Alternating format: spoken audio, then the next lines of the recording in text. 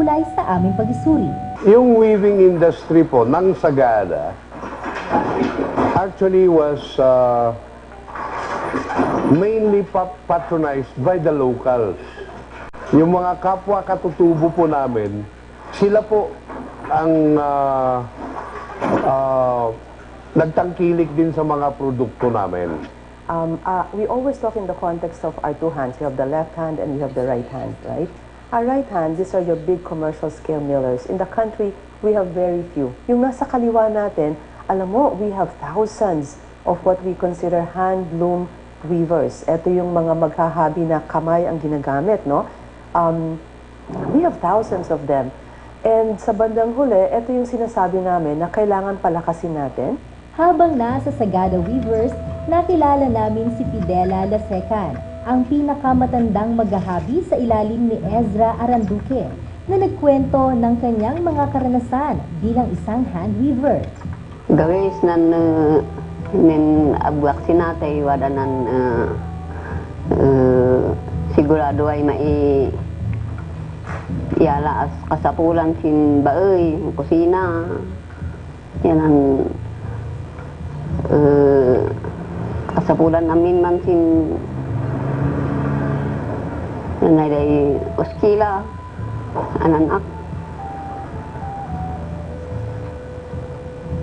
siya din na sa ngayon kagawis na nin maliyak sinay nin oblaan nin abe ya siya di obla is talon adi kaudaudanan adi kaagawan ano nan luar naman oblaan agaw nan lalaos siya udan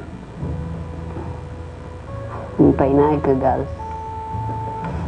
Maya tayo di manlilinong. DOST is really relentless. The Department of Science and Technology is relentless in pushing for the adoption or utilization of science and technology, especially in the grassroots. So DOST, for that matter, is looking into how we are going to improve the weaving industry in the province. Pagkatapos ng kwento ni Fidela, muli kaming bumalik sa paghahanap ng mga tagapagmana ng sinaunang paghahabi. Ngunit sa haba ng aming paggugol sa paghahanap, walang positibong resulta ang aming natagpuan. At dahil doon, muli kaming bumalik kay Ezra upang alamin kung ano nga ba ang nangyayari sa sinaunang paghahabi at sa mga tagapagmana nito. It's a dying industry. Kasi konti na lang po ang mga kabataan na interesado ng pag-aralan to. But if, and with the help of different line agencies, pwede natin i-develop to eh. Nobody has to go abroad. We know that this weaving is an age-old industry. However, for this to be sustained, we need to introduce technologies. For one, what is this? It's the design. Ang masasabi ko lamang, hindi sila na-acknowledge very significantly sa ating industriya ngayon kasi hindi nabibilang yung kanilang output. Informal members sila ng ating sektor. Kaya sa isang roadmap na tinitignan namin, ang una naming hinihingi, bigyan nyo ng pagkakataon na mabilang ang contribution nitong mga maghahabi na ito sa mga countrysides natin para masabi na talaga sila ay formal na miyembro ng ating industrial or textile industry sector. At dahil wala kami nakita sa Sagada, minabuti namin na tumulak pabalik sa Kapitolyo ng Mountain Province para magbakasakali doon ay may makapagturo ng aming hinahanap na tagapagmana ng sinuunang paghahabi ng Cordillera. Sa aming pagtahak pabalik ng bundok, dito namin napansin ang kagandahan ng kalikasan. Pero tulad ng mga ibang lugar sa Pilipinas, ay hindi makakaila na unti-unti na rin nagbabago ang mukha ng Cordillera dahil sa pilit na pag-unlad upang sumang-ayon sa makabagong panahon. Ganito rin kaya ang sinapit ng aming mga hinahanap? Ang unti-unti nilang pagkawala dahil sa tawag ng pagbabago.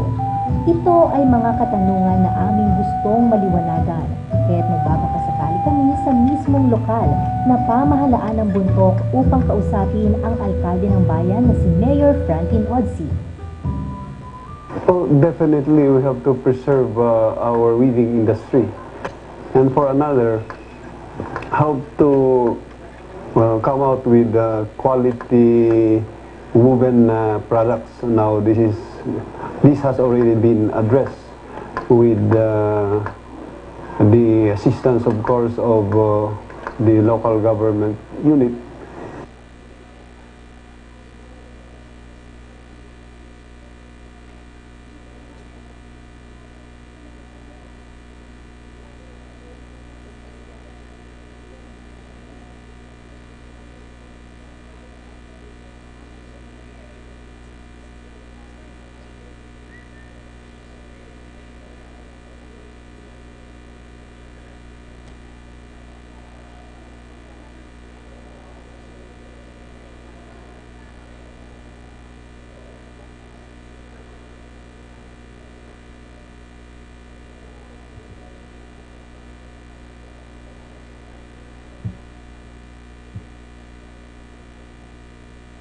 Maayong hapon.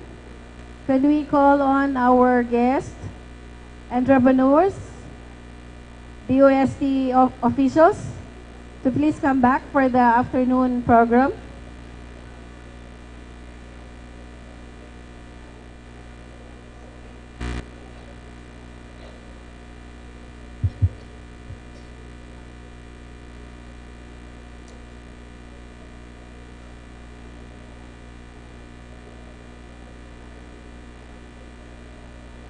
Marami pa pong busy pa po siguro sign ng mga agreements.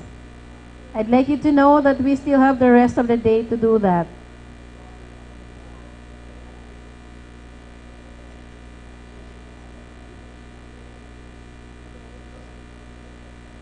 Calling again all guests, entrepreneurs, exhibitors to please come back to the hall for the closing afternoon session of our Mindanao Technology Transfer Day.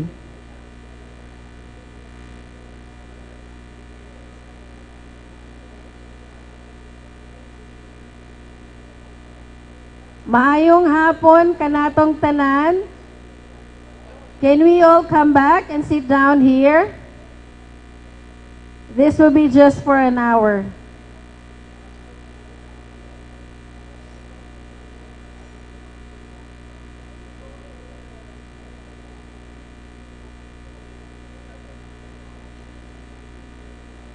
Talaga pong exciting kasi yung ating mga technologies at parang natakot sila na pag umuwi na ang ating mga generators sa kanilang mga respective offices ay baka hindi na makontak.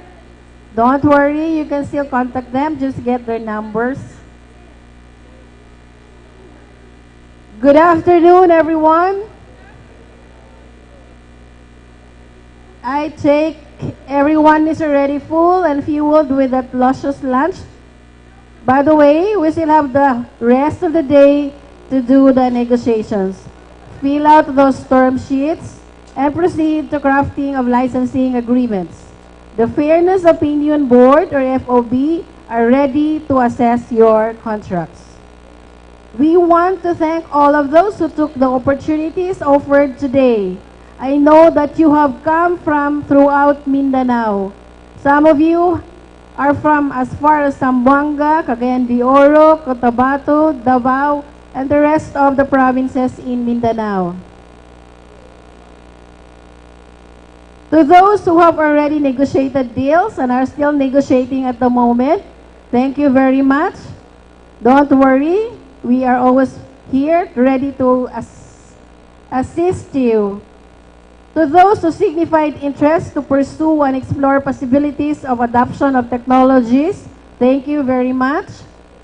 To those who went extra mile to get to know DOST better, our services, our products and technologies, thank you very much.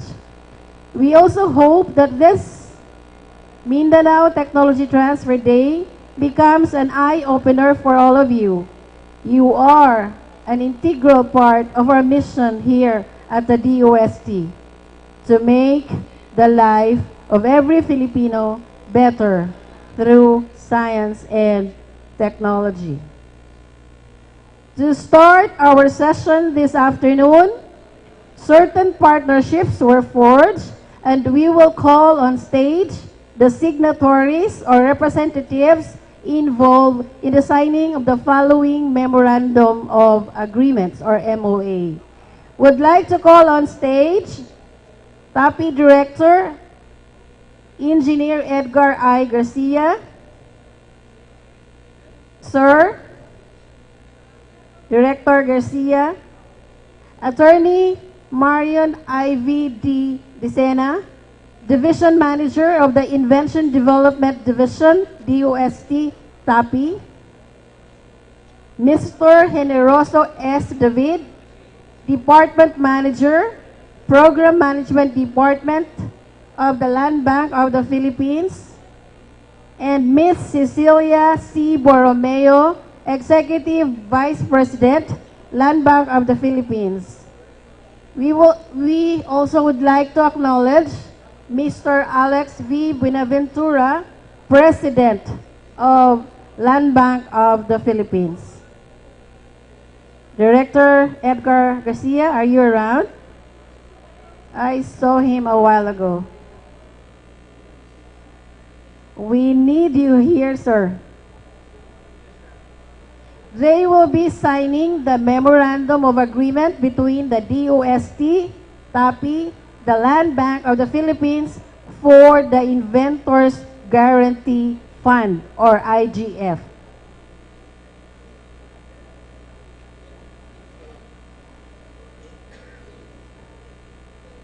Thank you, Director Garcia. May I ask the TAPI personnel to please assist in the signing of the Memorandum of Agreement, please? And our documenters, this is a very significant event. The signing of the Memorandum of Agreement between DOST TAPI and the Land Bank of the Philippines for the Inventors Guarantee Fund or IGF. Responsibility of promoting the commercialization of technologies and marketing the services of other operating units of the department. TAPI's function is expanded in 1992 by virtue of Republic Act 7459. Thus, TAPI became the forefront in the implementation of RA 7459, otherwise known as the Inventors and Invention Incentives Act of the Philippines, to provide assistance to Filipino inventors aimed at accelerating the development and commercialization of their inventions. As mandated under the law, the government shall provide a program that would give encouragement and support to inventors and maximize their capability and productivity through incentives and other forms of assistance and support. The program is intended to assist in the various stages of invention commercialization, such as the Invention Guarantee Fund or IGF. Land Bank conceptualized a program specifically for inventors who will avail of loans under IGF, which is called ITEC or Innovation and Technology Lending Program.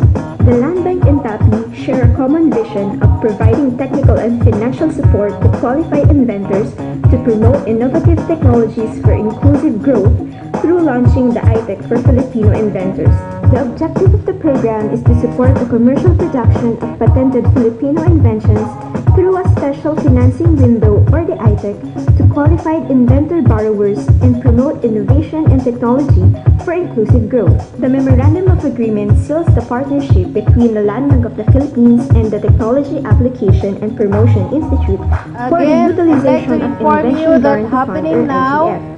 Is The the parties ceremonial shall endeavor to MOA agree on the signing implementing rules and between the regulations of DOST the program TAPI to provide credit and the support Land to Bank of the Filipino Philippines inventors on through the commercialization Inventors of their Guarantee inventions. Fund or IGF under Republic Act 7459. Thank you, Engineer Edgar I. Garcia. Attorney Marion Ivy D. Dicena, Mr. Generoso S. David, and Miss Cecilia C. Borromeo. Thank you very much, and have you already posed for picture? Thank you. Congratulations, DOST-STII and Land Bank of the Philippines.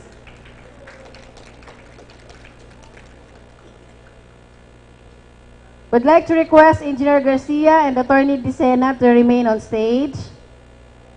At this point, we would like to call on the Acting Deputy Executive Director of PICAART, Dr. Erwin C. Villar, and Dr. Melvin B. Carlos, Director, Technology Transfer and Promotion Division of the Philippine Council for Agriculture, Aquatic and Natural Resources Research and Development, to sign the Memorandum of Agreement on the Agricultural Commercialization Projects, Technology Assessment, IP, Support to Freedom to Operate, IP Valuation, and issuance of the Fairness Opinion Board.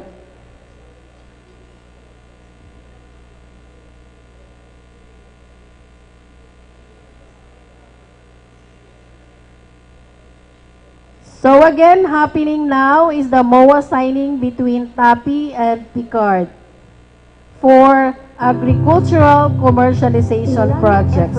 Congratulations, TAPI and PICAART. Government-funded research projects, the agreement to support 25 million peso projects will be formally inked between the Technology Application and Promotion Institute or TAPI and the Philippine Council for Agriculture, Aquatic and Natural Resources Research and Development or PICAART today.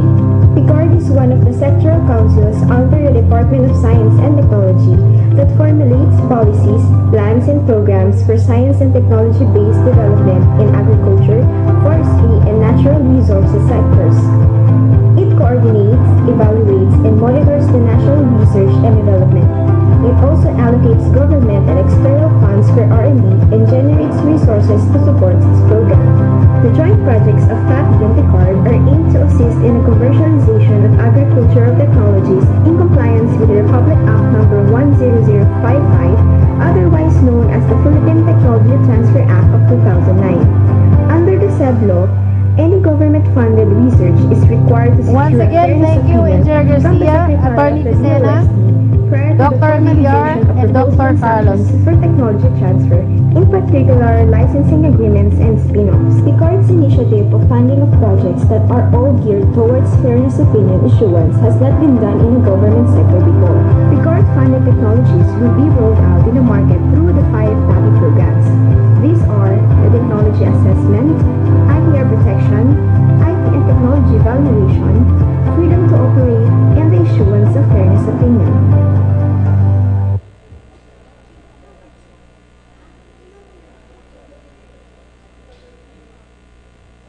A round of applause for TAPI and PICAART, please.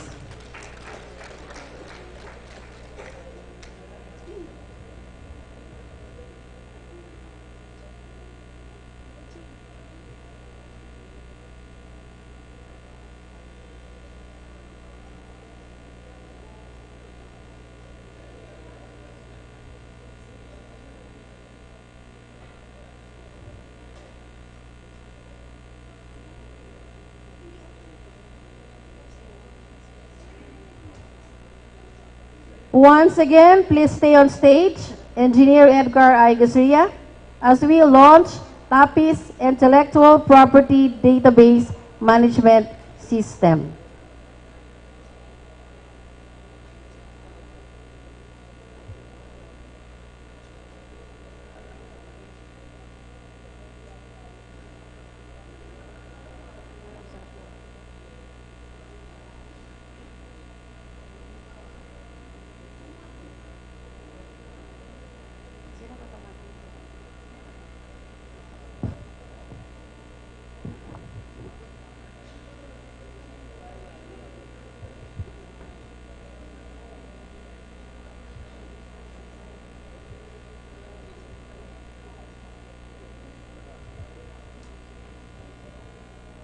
Okay, ladies and gentlemen, we are honored to present to you the official website of the Department of Science and Technology in pitching technologies and intellectual property rights. Our official website is still being propagated, but it's already approved by the Advanced Science and Technology Institute. The official link is www.techtrans.gov.ph. Before we officially open the website, please open your browsers to the mirror site www.techtransph.com, which will still redirect to the www.techtrans.gov.ph. With everyone now ready to witness, we will now key in our credentials to open the site.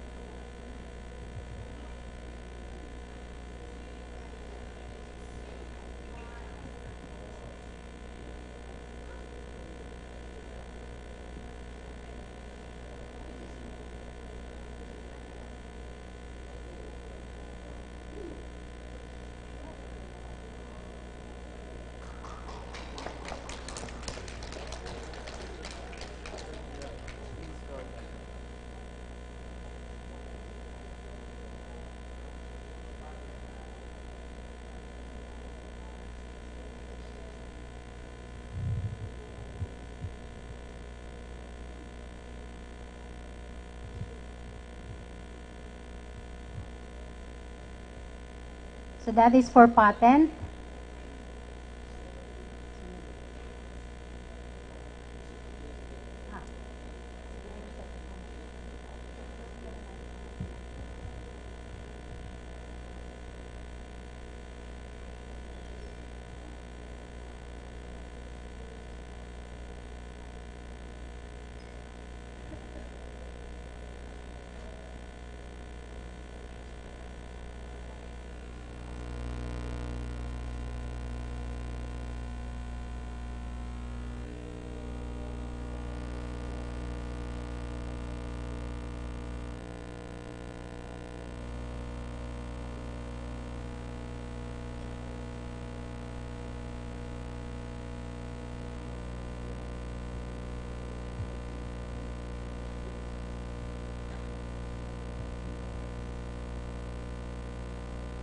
Thank you, Engineer Garcia, for officially launching the website.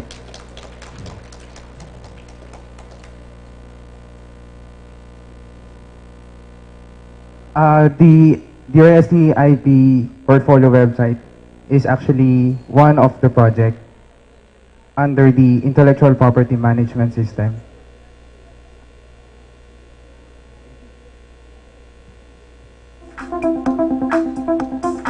The Technology Application and Promotion Institute, or TAPI, created by virtue of Executive Order Number 128, is one of DOST's service agencies whose primary responsibility is to promote the commercialization of technologies and market the services of other operating units of the department. TAPI encourages the use of the intellectual property system and provide IP and IP-related services.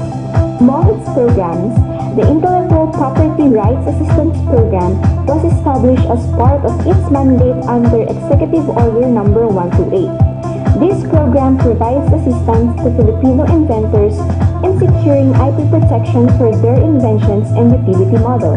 Through the years of IP assistance, bulk of application for assistance came and the necessity for monitoring software arose. Finally, last June 7, 2016, the commissioning of private sector partners to put up the DOST's first intellectual property portfolio management system, or the IP database management and its online counterpart, LEX-Link IT Services, will install the IP database management system that will monitor the deadlines, generate reports, check payment activities, and record office actions in different API programs. Siegen IP Solutions, on the other hand, will handle the web development and web hosting services on the intellectual property portfolio website. Said website will showcase different DOST technologies that were assisted by PAPI, categorized as patent, utility model, industrial design, copyright, and trademark. PAPI, in collaboration with the private sector, would always be a strategic partner in advancing national socio-economic growth by advocating a culture of innovation and promoting globally competitive and useful technologies. Okay, once again, good afternoon to all. I am Mario and I have my colleague with me, Engineer De Castro. We're actually the one in charge in the intellectual property database management system. And part of this project is the intellectual property software, monitoring software or IPware, which is designed to monitor the deadlines, generate reports, payment activities, and record office actions in different TAPI programs. Now allow us to present some pertinent features of the said software.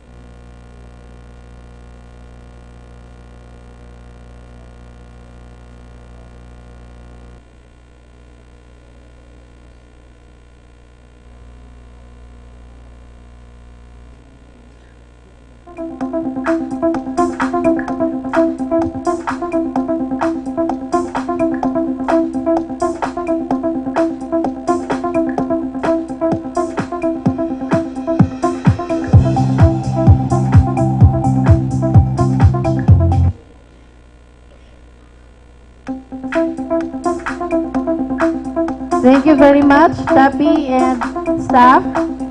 Wow, ang galing. So many good things happening at Tapi. Tapos na ba? Nandyan pa? Wow. Wala akong masabi.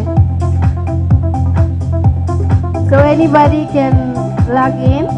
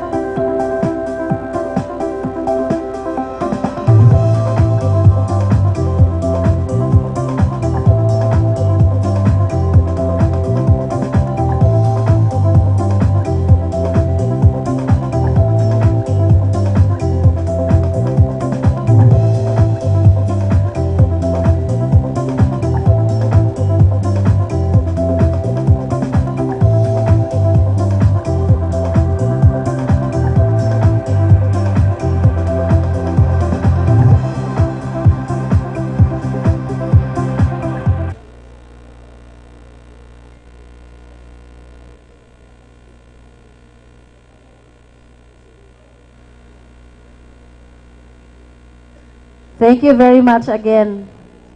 Wala akong masabi. Congratulations. The best. The best talaga ang Tapi.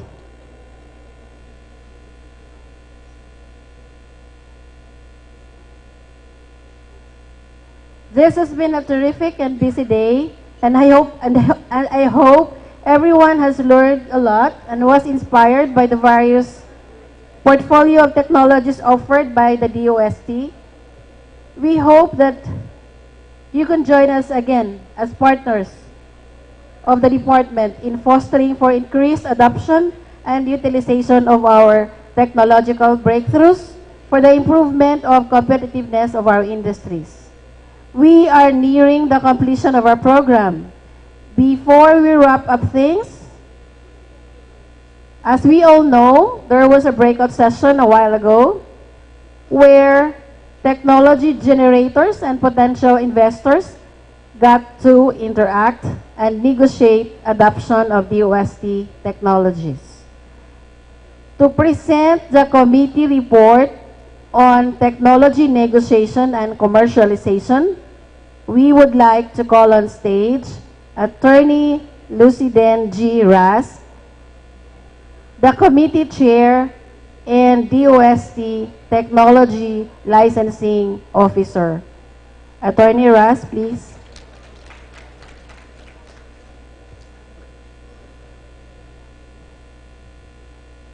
Hi, good afternoon. I think if we all stayed on, we must be very interested in what is going on. So, my role is to report to you the output of the negotiations and consultations about the DOST technologies. When we say DOST technologies, those cover the technologies produced from the research and development activities undertaken by the research and development institutes of DOST and those R&D activities undertaken by other entities like the state universities and funded by DOST.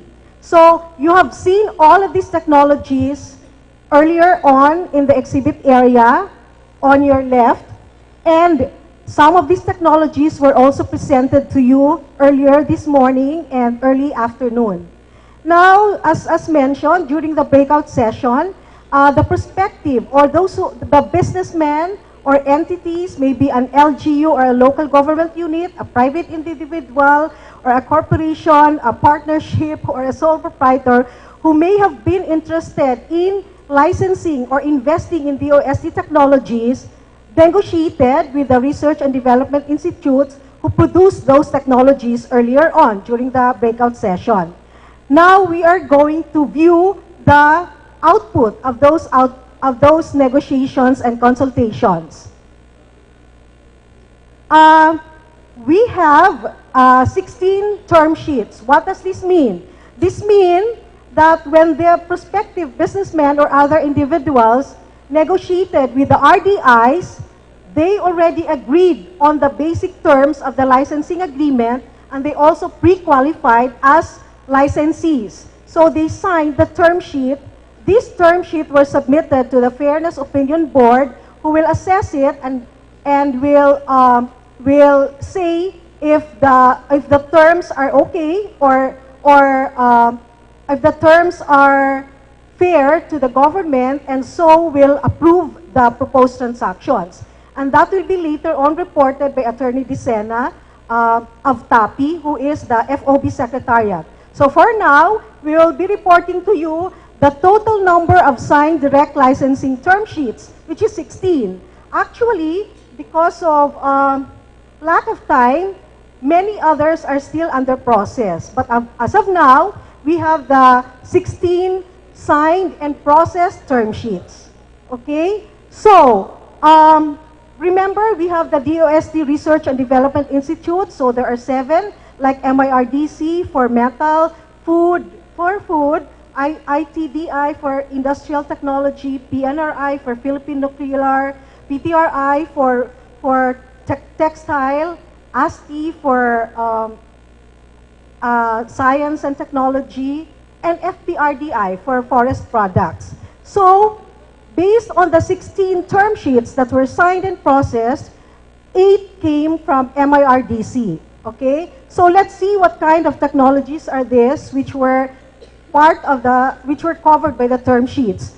So we have the vacuum fryer, two entities, individuals, local government units, or businessmen, took interest in using the technology and producing the product using the technology and selling it to the market so that our technologies are made accessible to you, to the Filipino people especially. So, two were interested in the water retort technology. And next, two also were interested in investing in the freeze dryer. And two were interested in the LPG spray dryer. So, as shown, those are the technologies as shown in the pictures. And four came from Food Nutrition Research Institute. What are these technologies? You have the rice mongo curls. So one among of you was interested in investing in the curls. And rice mongo instant blend, also one entity. And one also was interested in investing in the stabilized brown rice. And another one was interested in rice mongo sesame blend. Okay.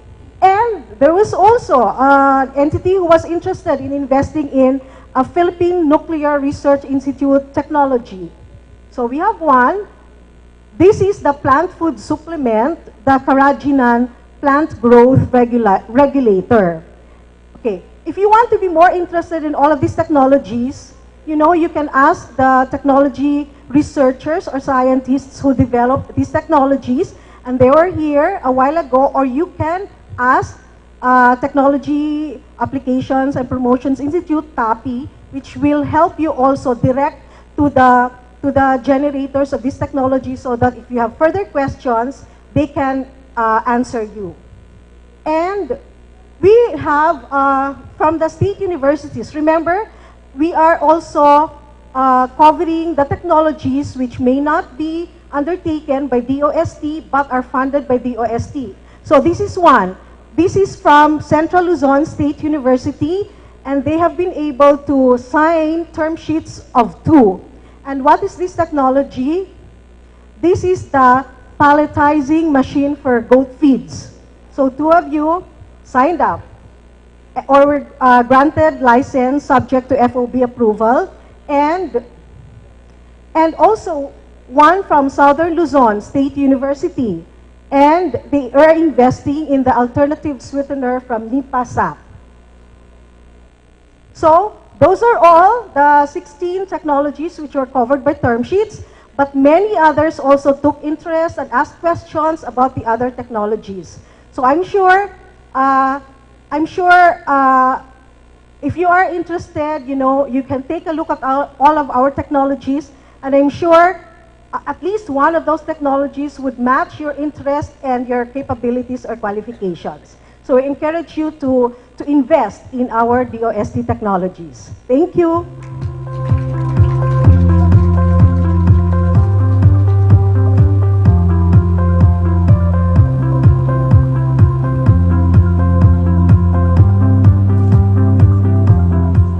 Daghang salamat, Attorney Ras. Wow, fantastic. Great. It is interesting to note how much we can achieve in just a short time. We had only half a day, actually. Wow.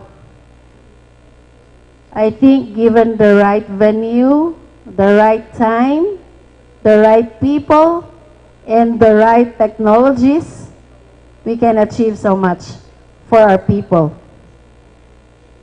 And now to report the results of the proposed transactions and fast-tracked issuance of the Fairness Opinion Board or FOB Secretariat, let us welcome Attorney Marion Ivy D. Decena, the Division Manager of the Inventors Development Division of TAPI. Attorney Decena, please.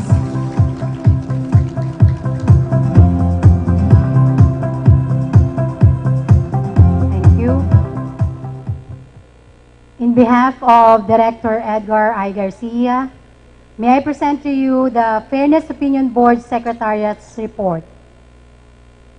Ladies and gentlemen, I am honored to report to you that we have received 19 proposed transactions applied for fast-track issuance of Fairness Opinion Report as a requirement in the commercialization of government-funded research projects pursuant to the Philippine Technology Transfer Act of 2009.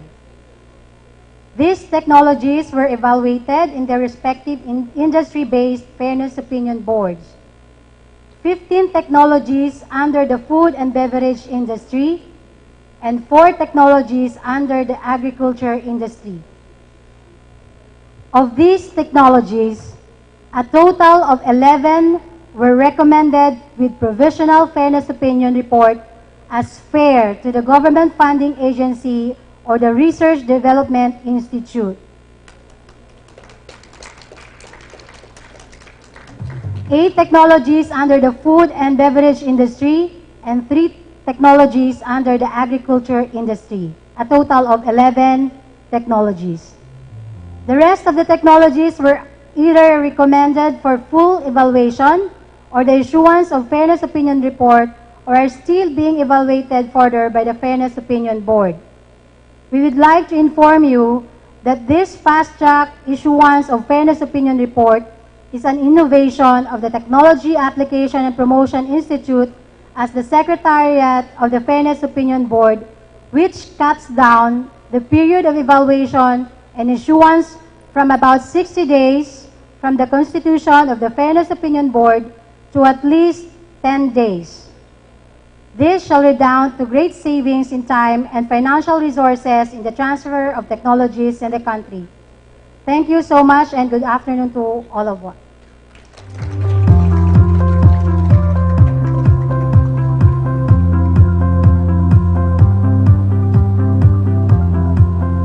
May I also confirm that the fast-track issuance of Fairness Opinion Report is available at all times. All you need to do is to submit your request to the Technology Application and Promotion Institute.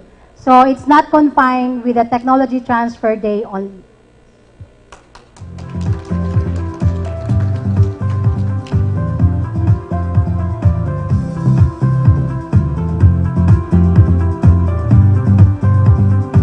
Daghang salamat, Attorney Dicena. Congratulations! Congratulations, everyone! It's very good to hear such good results, knowing that we did it in just half a day. Congratulations, DOST! Congratulations, TAPI! Congratulations, Minda DOST, and all the entrepreneurs around. To conclude our Technology Transfer Day, may I call on a very hardworking, very effective, and beautiful Regional Director of DOST Caraga, Director Dominga D. Malyonga, to come up the stage for the closing remarks. Director Malyonga, please.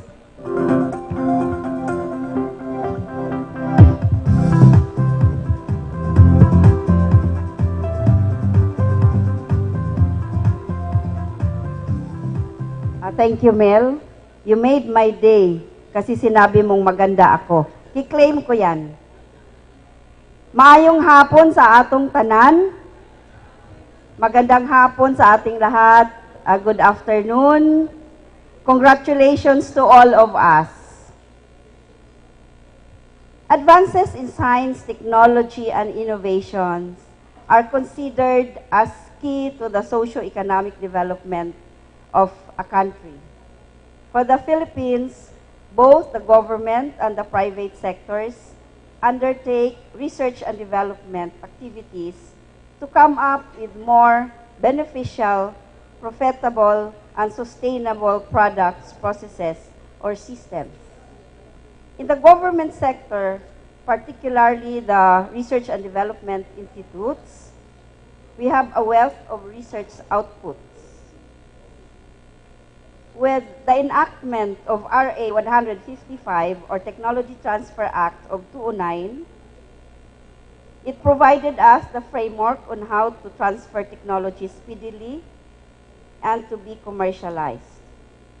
to push further the commercialization of these technologies, we had this activity at Techno Transfer Day.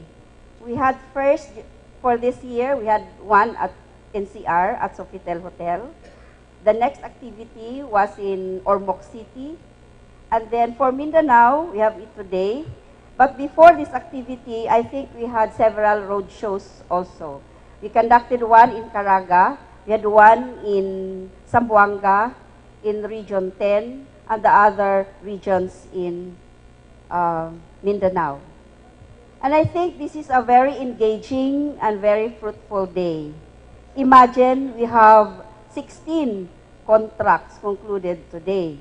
This is a huge task for our people who are facilitating, especially those who are members of the FOB and the reports that they came up today. So congratulations everyone.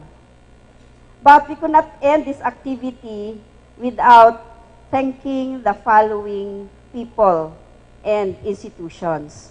First, I'd like to thank Mindanao Business Council for hosting this activity together with MindaDOST.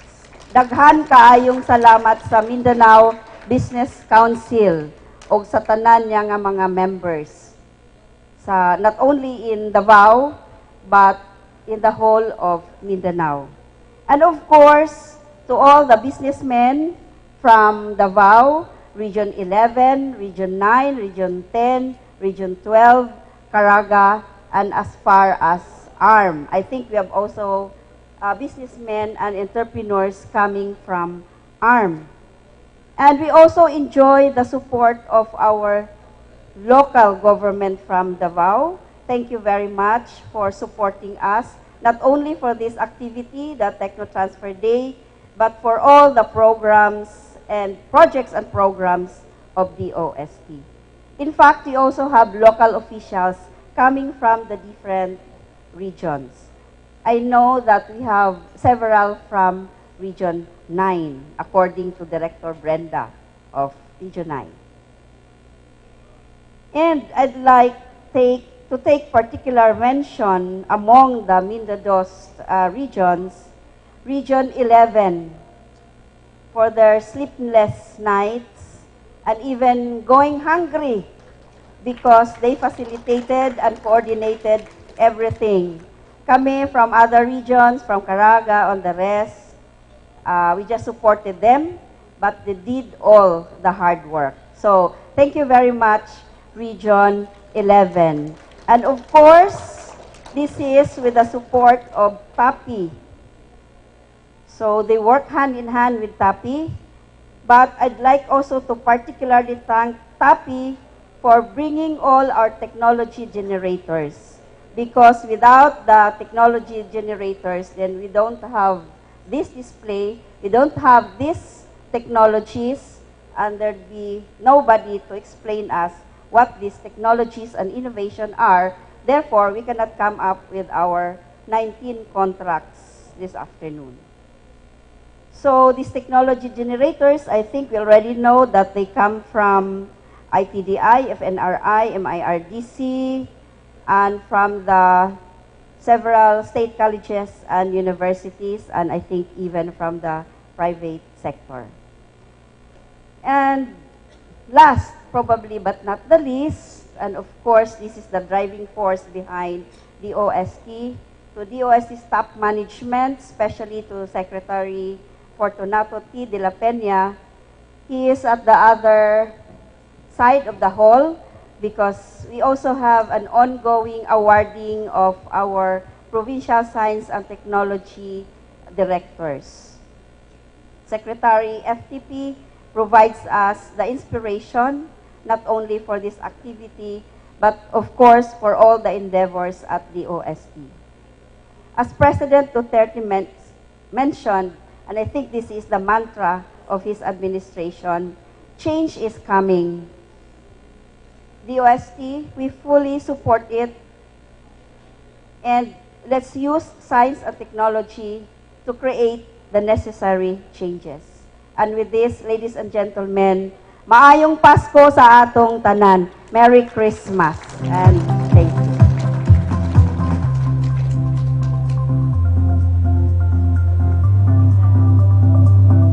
Daghang salamat, Director Malyonga. As far as I can remember, Director Malyonga gives the best closing remarks. By the way, due to insistent public demand, we are extending the viewing of the exhibits until 6 p.m. tonight. And you can still do your negotiations with the technology generators. Thank you everyone for coming. This has been your host, Engineer Romela Ratilla, and we hope to see you again next year for the next Mindanao Technology Transfer Day, hopefully in my city, Cagayan de Oro. Maayong hapon at muli magandang agham sa ating lahat. God bless everyone.